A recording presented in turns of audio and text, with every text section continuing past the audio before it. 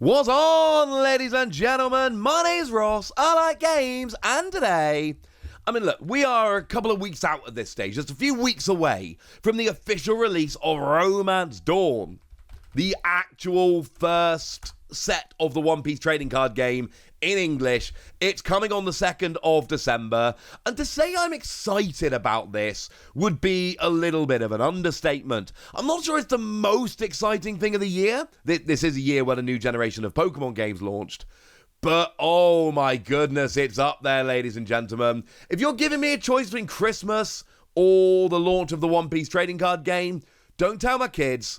I'm probably more excited about the launch of the One Piece trading card game. So that means that there's going to be a lot of people going, yeah, but what are the good cards? What do I want to pull? Well, that's where I come in, ladies and gentlemen. That's where I come in, because I'm going to be showing you the top 10 most valuable cards from Romance Dawn. Yay! And I'm going to be perfectly honest with you, ladies and gentlemen. There are some here that are worth getting really rather excited about indeed.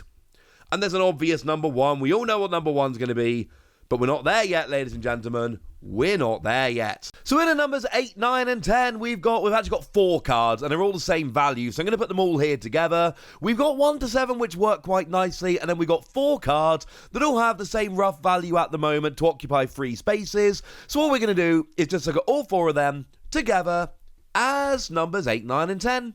Is that perfect? No! Obviously not.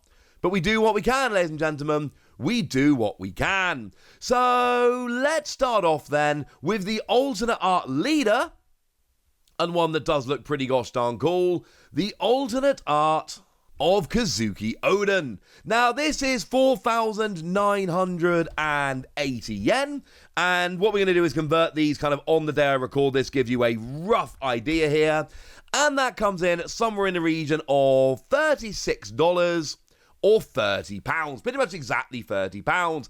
It's a green leader, seen a bunch of play, it deserves to be on here. But we've got a few characters coming in here as well. We are also sharing this spot with the super rare Trafalgar lore. It's a blocker that lets you return a character to hand. It's pretty gosh darn good. So this one has seen a bunch of play. It's a super rare, it's the alternate art. That makes sense. We're also sharing this spot here with the alternate art of Sanji. This is a counter plus 2,000 that lets you take a life and put it in your hand, but give yourself an extra 2,000 power and 2 rested Don. So sacrifice your life to make it big, bad, and exciting. Sounds pretty good to me. And we're also sharing this with one other card, because apparently free sharing this spot just wasn't enough. We are also sharing this with Ulti. This is another alternate art, just of a rare this time, but still an alternate art. And it's a 2 cost that when you play it, you can pay 1 to add a card from your Don deck and rest it. It's a 2 cost card that gets Don out. It's really good. I never actually told you what the Kazuki Oden leader did I? That's rude. So it's got an activate main once per turn, lets you trash a Wano Country card from your hand to set 2 of your Don cards to active. Set your Don to active, use them again. Clearly, that seems pretty gosh darn good. So they're the ones that are sharing 8, 9, and 10. So now let's go to business as usual and start off at number 7. We've got the leader with the hard-to-pronounce name, the blue one, the alternate art of that blue leader, DONQUIXOTE DOFLAMINGO. Now, the alternate art leaders are always going to end up being a little more expensive. We've seen that in both the sets so far. And the reason for this, and this list is dominated by leaders, and the reason is because your leader is always out. It's always there. It's always on the field. So that means that players are going to want to splurge a little bit more for the fancy version of the leader, because it's always going to be out there. And you can put it in a nice hard top loader and make sure it's not ending up being ruined. Now, DONQUIXOTE DOFLAMINGO is coming in at 6,980 yen, so we do have a little bit of a jump here. And that is, with a little bit of rounding, exactly $50. Or around about £42. I should mention the values I'm giving you here are for the Japanese cards, bearing in mind Romance Dawn is sold out everywhere. The best way to look at this is not as a guarantee of value, but as a rough indicator of which cards are the more sought after. I do expect the English singles to be a fair bit cheaper. Just bear that in mind. So Don Quixote here has got Don X2, when attacking, pay a Don, reveal the top card of your deck. If it's a 7 Warlords of the Sea type character with a cost of 4 or less, you can play it for free. Or, I suppose, for the one cost you just paid. Yeah, you're playing cards for free. That's pretty gosh darn good.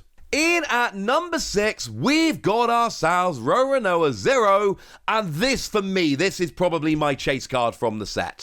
It has got phenomenal artwork by the lovely Akira Igawa, who is someone who has done artwork for the Pokemon trading card game, incidentally, and is just a phenomenally talented artist. And we don't have much of a jump here. We've gone up to 7,980 yen, which brings us in around about $57 or £48. Again, do expect these to be cheaper when we get to English. And it's actually a pretty cool card, honestly. I mean, the artwork is stunning, but it's also a pretty good card. Free cost, 5,000 power with Rush. You can attack the turn you play it. And generally speaking, popular character, good cards. That's how we get up to the high value. And this is it, basically. Roronoa ZORO, very popular character. This is a pretty gosh darn good card. We're getting up to decent value. In at number 5, we've got the Monkey D. Luffy. Now, this is the dual colour leader, the alternate art. It is both red and green. Do bear in mind that red and green cards, all these dual colour cards, they do end up with 4 life rather than 5, but you get access to all the red and green cards, so, I get it. And this one comes in at 9,980 yen, which is $71 or 60 British pounds. Cool. And the card is actually pretty cool. It's got an activate main once per turn, pay 4. And then that gives you the option to set one of your cost 5 or lower Supernova or Straw Hat Crew characters to active and give that character an extra 1,000 power this turn. So play around with extra attacks. Sounds good to me. In at number 4, we've got ourselves Roronoa ZORO, the leader. This is the red leader. And again, you've got leaders, which are dominating the list, plus popular character, plus playable card. This all makes perfect sense. Don X1, on your turn, all your characters gain 1,000 power. Yeah, literally all your characters end up more powerful. I've seen a bunch of winning lists with this, and I don't think that's much of a coincidence. This is awesome. Oh, and I probably should mention in terms of value, this is currently trending at 10,980 yen, which brings us in at around about $79 or around about £66.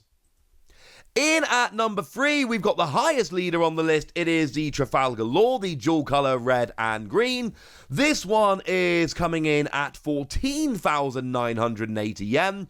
So we have seen another little bit of a jump here. There's a bigger jump than we've seen for the last few. And here you're talking $107. We've broken $100.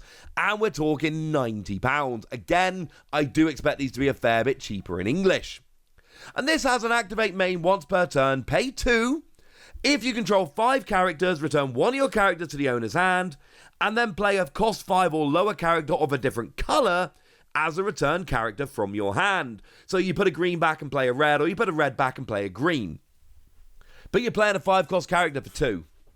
That's good. No matter which way you look at it, ladies and gentlemen, that is very, very good. And yeah, it's Trafalgar Law. What did you expect, ladies and gentlemen? What did you expect? Now, in at number 2, we've got the alternate art of Yamato. And on the one hand, this is an alternate art of a secret rare, which is big. On the other hand, the alternate art of SHANK'S didn't make it on the list. And I think this is partly because the artwork is absolutely stunning. It's a lot better than the alternate art SHANK'S, let's be honest. And it is a decently playable card as well. Plus, Yamato is fairly popular, although apparently not as popular as SHANK'S. So I don't know. It's in at number 2. It's coming in at 17,980 yen, which is somewhere in the region of $129 or £108. We've broken a £100 barrier here. 5 cost, 5,000 power, counter plus 1,000, and it's got double attack and banish. That is to say you can attack twice, and cards that you take out the life do not activate trigger. Seems like a pretty good card, honestly. And in at number 1, it's Manga Shanks. We all knew Manga Shanks was going to be number 1. It's almost not fair. It's almost to the point where we kind of need a different list, if I'm honest with you. But hey-ho, That's the way it is. And look, the deal here is very simple. Regular Shanks and alternate art Shanks didn't make the list. This isn't here because of the character or the playability or any of that. It's here because the pull rate for the manga cards is hilariously low. It's coming in at 128,000 yen. So much yen they've not even mucked about, and they've just put it as an even number of thousands. This is $915 or £772. This is a ridiculous card. Absolutely ridiculous. But the pull rate is hilariously low. At least it is in Japan. We expect a similarly low pull rate over here, though of course we can't be absolutely certain. And yeah, if you pull this card, be very, very happy. I can't tell you what the value of this is going to be when it comes out in English, but it ain't going to be cheap. But do bear in mind, Romance Dawn has been completely sold out in Japan for a while. It's an absolute nightmare to try and get hold of. The prices have gone silly.